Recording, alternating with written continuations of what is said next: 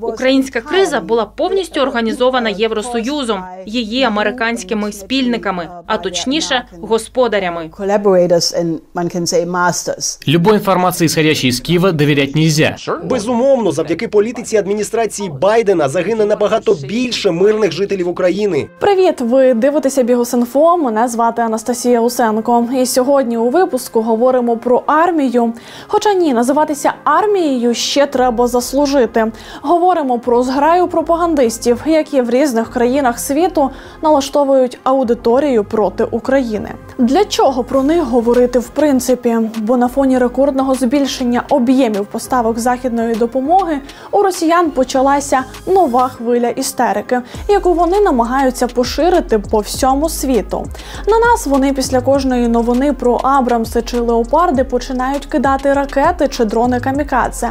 А на тих, хто цю важливу для нас техніку постачає, росіяни спрямовують атаки вже інформаційні і роблять це силами тих самих прокремлівських балакаючих голів. Їхня задача стандартна – озвучувати звичайні для російської пропаганди тези. Світе, давай миритися з Росією, давай дружити з Росією, давай боятися Росію, кинь ти ту Україну нарешті. Утім, це для нас смішно і звично. Але от біда. Все це лється у вуха громадянам одразу багатьох країн, які можуть бути не дуже в курсі того, що ж взагалі у нас тут відбувається, і для яких ці слова взагалі можуть бути чи не єдиним джерелом інформації. Страх і сумніви, підіграючи Кремлю, сіють дипломати, викладачі, політики, журналісти, генерали і навіть екс-розвідники. Хто вони? У чому вони намагаються переконати західних партнерів України? Які інструменти вони для цього використовують? І головне, як все це, здавалося б, словесне божевілля може все ж потужно зіграти проти нас? Розберемо усе це на прикладі кількох країн.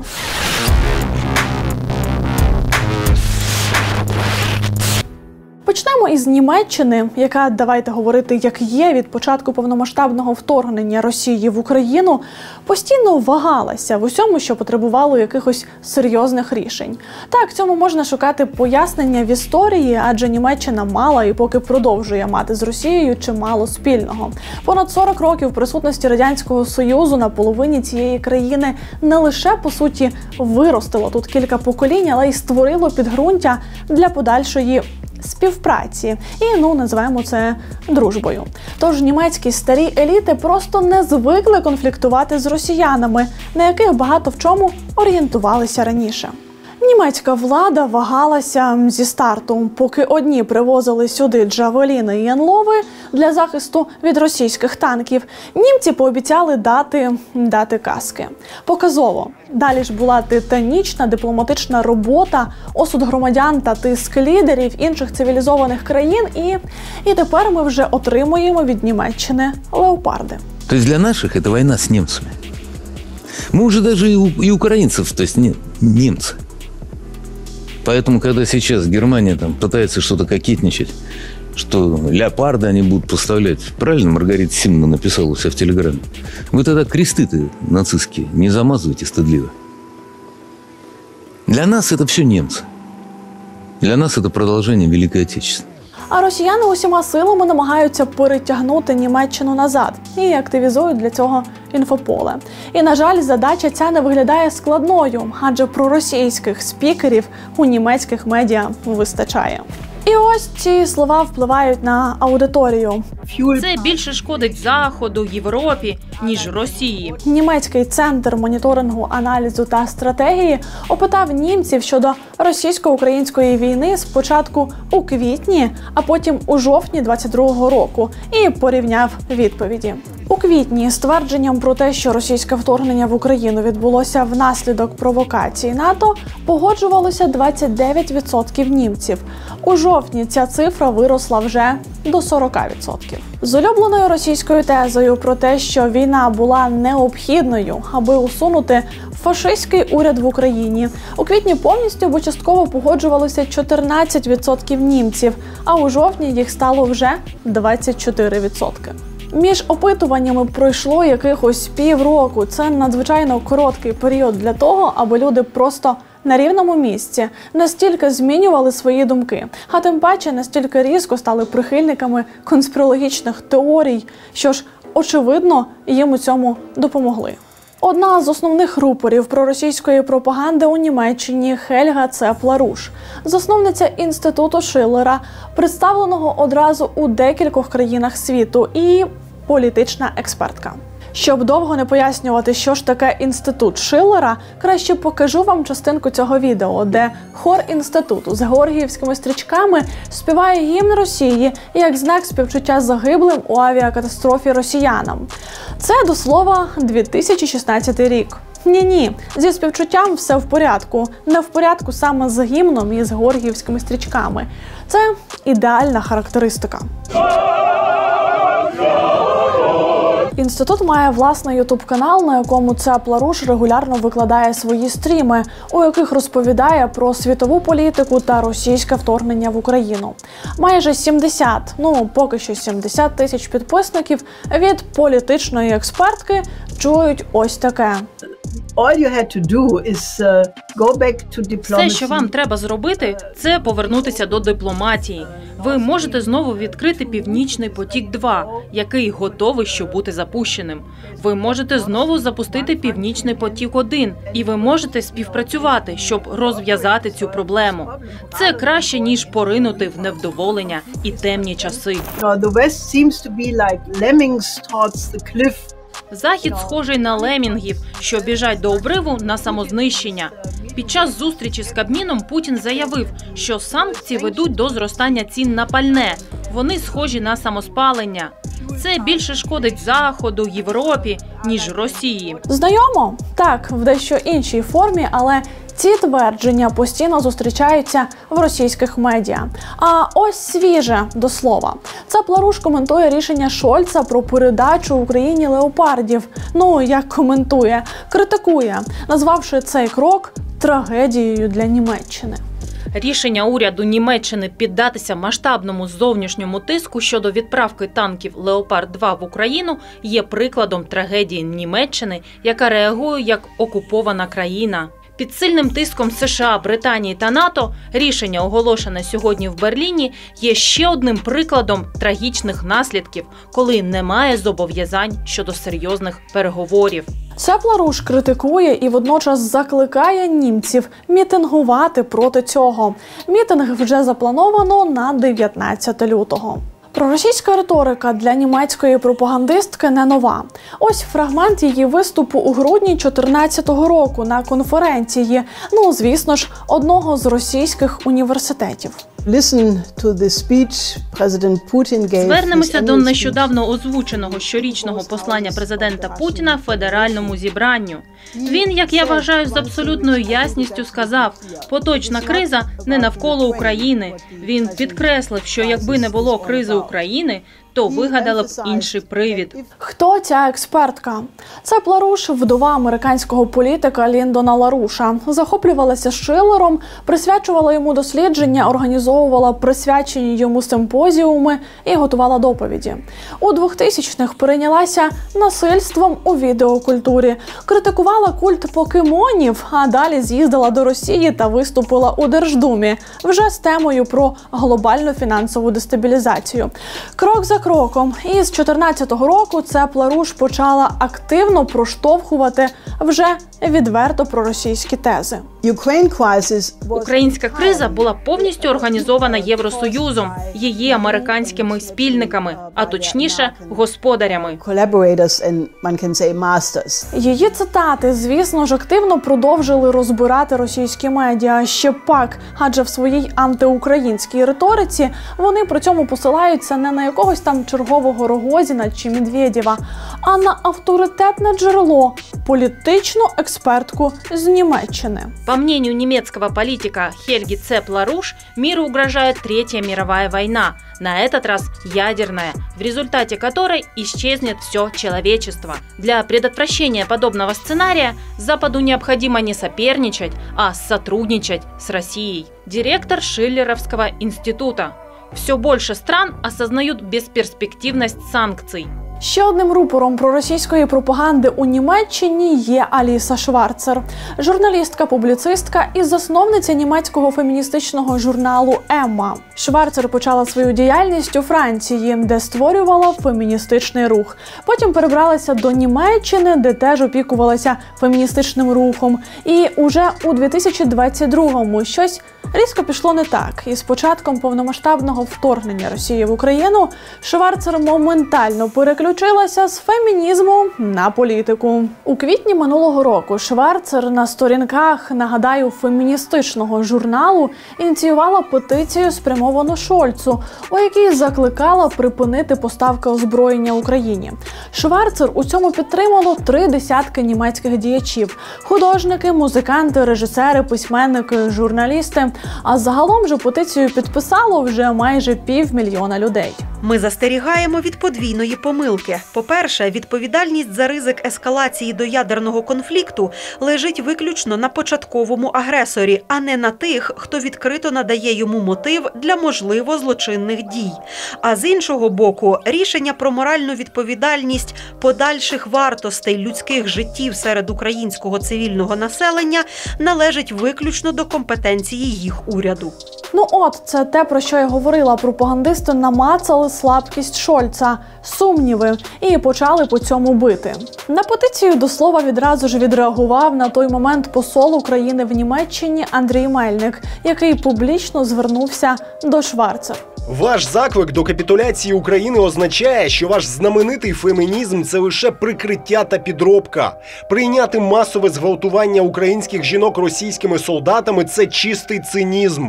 Я не хочу, щоб хтось у здоровому глузді купив вашу «Емма». В «Еммі» Шварцер є і колонка «Шварцер». Цю колонку Шварцер часто присвячує темі України. Ну, як часто? Майже постійно. Занадто постійно, як для феміністичного журналу. І ні, вони не про українських жінок у лавах Збройних сил, та й не про жінок взагалі. Вони про те, що Україні, в принципі, треба капітулювати. Президент Зеленський і його сумнівний посол у Німеччині тепер постійно вимагають від Заходу більше важкої зброї. Від імені постраждалих. Але чи справді зброя служить для захисту населення? Чи вона спричиняє ще більше жертв? І чи справді всі бійці в Україні хочуть бути героями? Так, вам не почулося. Аналогічні тези про більше зброї, більше жертви, про примусову мобілізацію в Україні і про дискредитацію української армії ви ще на початку вторгнення могли бачити і чути у російських ЗМІ. Слово в слово. На Украине мужчинам снова стали раздавать повестки. Военкомы выслеживают их в самых неожиданных местах. В транспорте, на рынках, в барах и ресторанах. При этом легально мужчины выехать из страны не могут. В результате одни платят взятки за поддельные документы, другие переходят границу в горах и преодолевают вплавь ледяные реки. Тут дуже важливо пояснити, як це подається. В плані так, в Україні війна і часом повістка дійсно може потрапити у руки адресату у транспорті або посеред вулиці. І так, періодично правоохоронці ловлять перевдягнутих у жінок-чоловіків під час спроби перетнути кордон. Але це одиничні кейси, які подаються як системні процеси. А ось ще в одній колонці власного феміністичного журналу Шварцер переходить вже до спроби дискредитувати українську владу, але в дуже огидний спосіб. Не через самого президента, уряд чи їхнє рішення, а через критику дружини Зеленського. Поки на передовій гинуть солдати, а в тилу гвалтують жінок, перша леді Олена Зеленська позує для моди. Що має на меті така теза? Народити в голові у пересічного німця думку, що поки самі ж німці мають перетерпіти, бо накладають на Росію санкції, дружина українського президента знімається у модних журналах. Попри ось таку позицію, Шварцер регулярно кличуть на ток-шоу німецькі телеканали. Ось це фрагмент з щотижневої програми «Майшбергер», у якій гості обговорюють найгостріші політичні питання. Шоу виходить на одному з найбільших телеканалів Німеччини. Ця війна – це не лише оборонна війна України проти Росії, але, звісно, також війна між Америкою та Росією на українській землі. Російські медіа, звісно ж, підхопили цей виступ Аліси Шварцер і зробили її героїнею у своїх заголовках. Немецкая журналистка и активистка Алиса Шварцер отчитала украинского репортера Василия Голода из-за поставок оружия. Активистка назвала вмешательство США в украинский кризис в целях борьбы с Россией прокси-конфликтом. Немецкая журналистка и активистка Алиса Шварцер потребовала прекратить военную помощь Україні. Як відсоток німців, які повірили російській пропаганді, за півроку суттєво зріс? Та ось так. Йоханнес Варвік – викладач міжнародних відносин та німецький політолог, який грає на боці російських пропагандистів. Це саме він нарвався на публічну дискусію з вже згаданим вище українським експослом Андрієм Мельником. Варвік критикував український контрнаступ, а Мельник послав його вслід за російським кораблем. Вважайте, що це замість знайомства. Варвік ще від початку вторгнення ніс у маси тези про те, що Німеччина має стояти осторонь у російсько-українській війні і не допомагати нам озброєнням. Мы внушаем Украине ложные надежды. Наш текущий курс пока не привел к успеху и закончится катастрофой. Мы ходим по острию ножа. Сегодня мы говорим о БМП, завтра о танках, потом предложим поддержку с воздуха и введем войска? А ще Варвік, звісно ж, використовує тему ядерної загрози з боку Росії і, відповідно, закликає до перемир'я будь-якою ціною. Або страшно. Б'ються українці, а страшно Варвіку. Треба ж таке. Але варто розуміти, що це теж інструмент – посіяти страх і невпевненість. І коли страх і невпевненість множаться на додаткове залякування і паніку, то це може призвести вже до істерії, цілком собі масової. А це якраз те, що потрібно Кремлю. Мы должны избегать этого практически любой ценой. И почти каждая цена означает, что мы сохраняем способность к компромиссу, ищем политические решения и не делаем ставку на войну. Іронічно, що гасити ці розпалені проросійськими пропагандистами меседжі доводиться самим же німецьким лідерам. Так, нещодавно лідер партії Шольц заявив, що Путін не піде на ядерну ескалацію через постачання Україні озброєння. Я не боюся. Путін нас не залякає. Своїм візитом до Пекіна і діями разом з Джо Байденом на саміті G20 Олаф Шольц сприяв значному зменшенню ядерної загрози. Путін розумів, що якщо він перетне цю межу, то втратить таких ключових союзників, як китайці. Ну, але російські медіа в свої заголовки, звісно ж, взяли заявою саме Варвіка. Що ж, очікувано. Власне, цей процес є певним замкненим кільцем.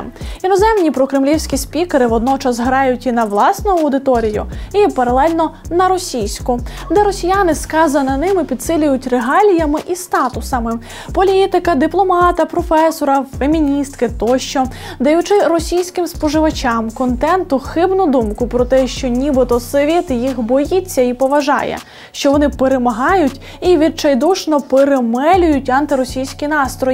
Усе це підтверджує керівник Центру протидії дезінформації при РНБО Андрій Шаповалов. Саме засоби російської масової інформації, вони створювали своїм агентам саме такий імідж поважних експертів, що ось дивіться, це ж не просто так, це професор, або це колишній розвідник, або це колишній військовий. Тобто фактично використовуючи свою агентуру, вони створювали їм легенду дуже поважних, дуже серйозних експертів. А тепер давайте підсумуємо, які тези росіяни через своїх сателітів намагаються вкласти у голови німців. Необхідність найшвидших перемовин України з Росією та відсутність потреби передавати Україні озброєння. Які інструменти вони для цього використовують? Намагаються банально налякати пересічних німців жахливими наслідками і водночас доволі огидно дискредитувати Україну через всі доступні медіамайданчики, соцмережі, сайти, журнали, навіть національне телебачення. Яку мету намагаються досягти? Вплинути на німецьку допомогу Україні, у тому числі на постачання озброєння. Це дуже складна і дуже стара історія. Вона тягнеться ще з закінчення Другої світової війни. Росіяни вміло використовують всі тригери, які існують сьогодні для Німеччини, умовна історична пам'ять, і тому питання поставки зброї і взагалі втручання в конфлікт з точки зору Німеччини, воно не було таким легким, і таким простим, і таким швидким. Сполучені Штати Америки. Америка почала підтримувати Україну ще до російського вторгнення і продовжує робити це і нині. І інформаційно, і озброєнням, і впливом на інші країни, які мали певні сумніви щодо допомоги, і організацією військових навчань. Але на кожну дію завжди знаходиться протидія. Тож весь цей час в Штатах зрів та розвивався певний рух спротиву. Хто складає його основу? Частина республіканців, яка орієнтується на попереднього президента Дональда Трампа. Ну так, саме трампістів довгий час і підозрюють у зв'язках з Росією, а Росію, у свою чергу, у впливі на цю групу людей у Сполучених Штатах. І все б нічого, якби ці люди не мали впливу, грошей і потужних медіамайданчиків, на яких і можна транслювати прокремлівські меседжі. Джим Джатрас – американець, колишній дипломат та екс-радник керівництва республіканської партії в Сенаті Сполучених Штатів, який тепер часто виступає експертом для російських пропагандистських медіа, які, звісно ж, не забувають вказати, що Джатрас був американським дипломатом. Ось, до прикладу, так він коментує звірства росіян у Ірпені та Бучі. Нет, любой информации, исходящей из Киева, доверять нельзя. Фейки – это часть информационной войны, которую ведет Украина. Поэтому сейчас появление в новостях таких слов, как «зверство», не воспринимаются нами всерьез без официального расследования. Напередодні повномасштабного вторгнення Росії в Україну Джатрас захищав московський патріархат і навіть знявся у російському пропагандистському фільмі про церковний розкол в Україні, який зняв ведучий телеканалу «Россия-1». Мы имеем своего рода интегрированную идеологическую структуру, которая сочетает в себе идеологию, направленную против христианской морали, бизнес, деньги, спецслужбы. Все это собрано вместе и направлено против России, а также против Русской Православной Церкви. Одним із героїв цього фільму став до слова Вадим Новинський, колишній народний депутат України, який нещодавно склав мандат і проти якого не так давно РНБО ввели персональні санкції. Але це так вже деталі. Способи донесення правильної прокремлівської інформації у Німеччині і в Сполучених Штатах дещо різняться. У Штатах спікери, які підіграють Росії, переважно не використовують лякалки, бо армія Сполучених Штатів все ж серед найпотужніших у світі.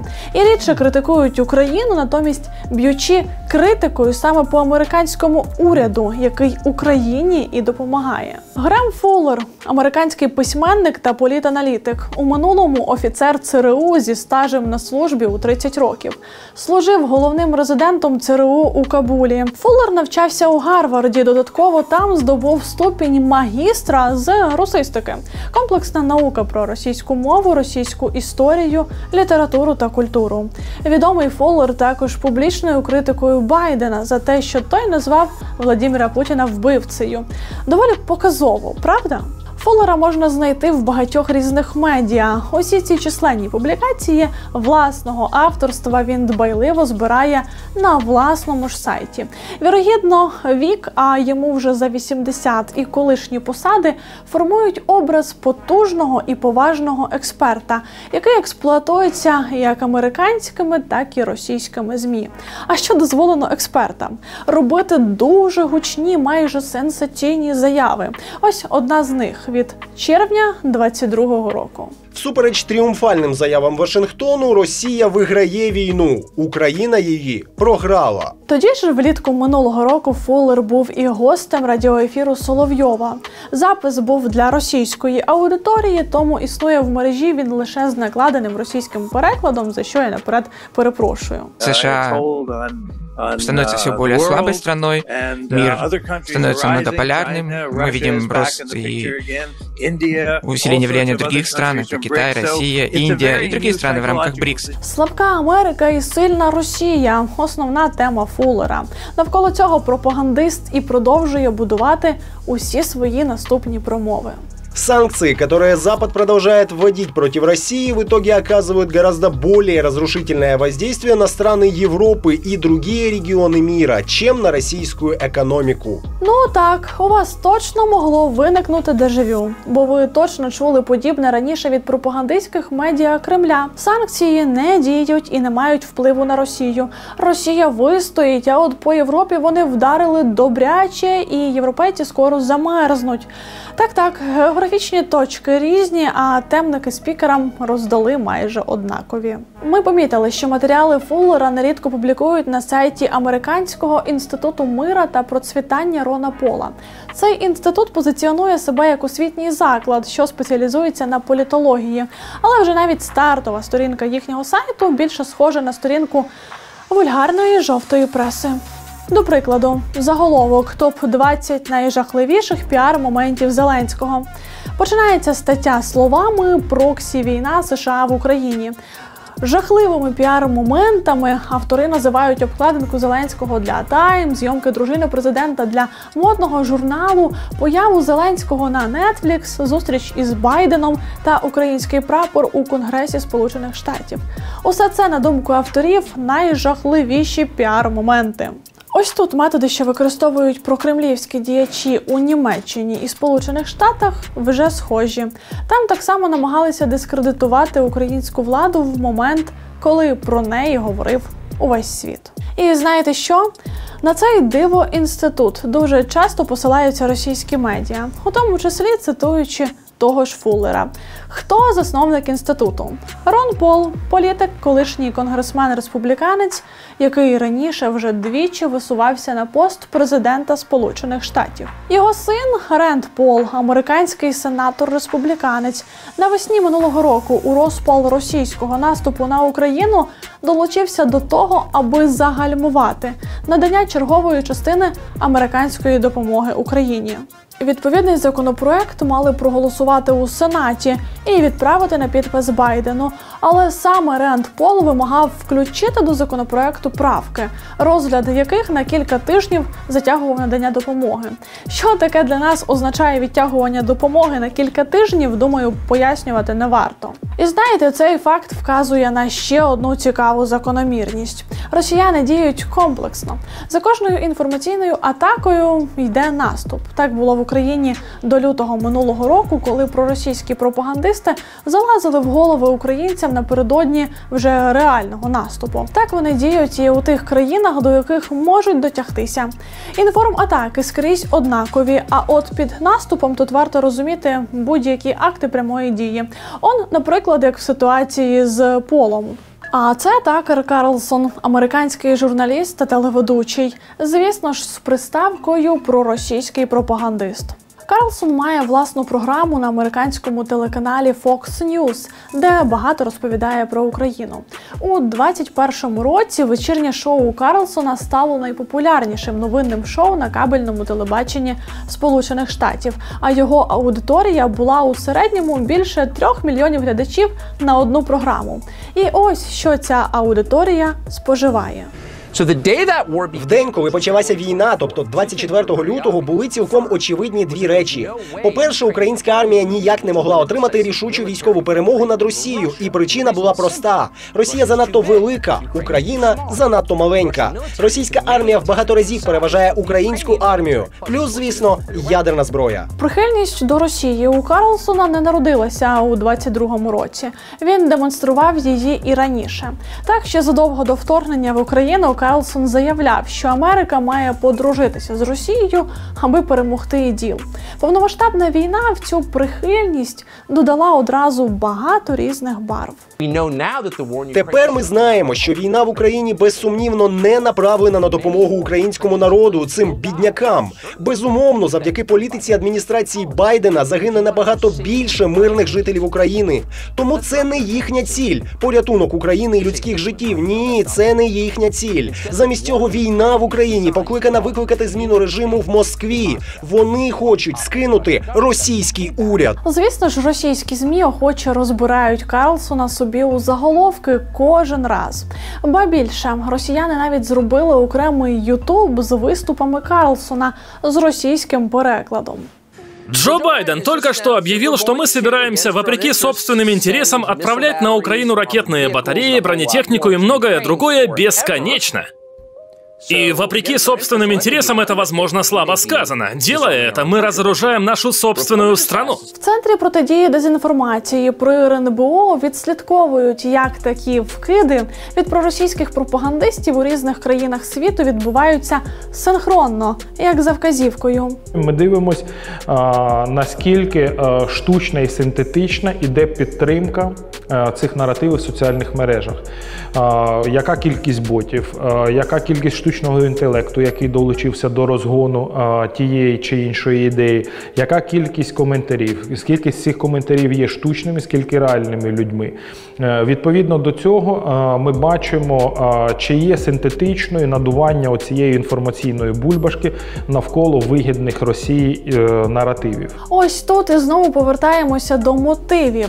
Як тільки Америка готує черговий пакет допомоги Україні, активізуються проросійські балакаючі голови, які розказують, що допомагати Україні не можна. І взагалі, Америка слабка, і санкції не працюють. І, ви вже і так це все чули.